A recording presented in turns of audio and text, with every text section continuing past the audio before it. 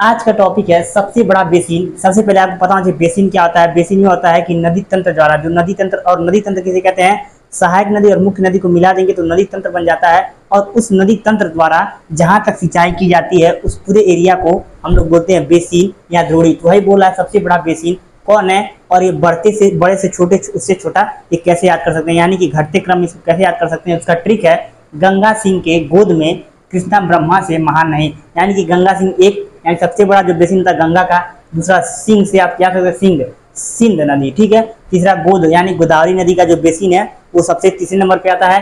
चौथा कृष्ण है, कृष्ण चौथे नंबर पे आता है, कृष्ण नदी का बेसिन। ब्रह्मा नदी का बेसिन जो है यानी कि ब्रह्मपुत्र नदी का बेसिन जो है 5वें नंबर पे आता है। महानदी का बेसिन जो होता है वो 6वें नंबर पे आता है।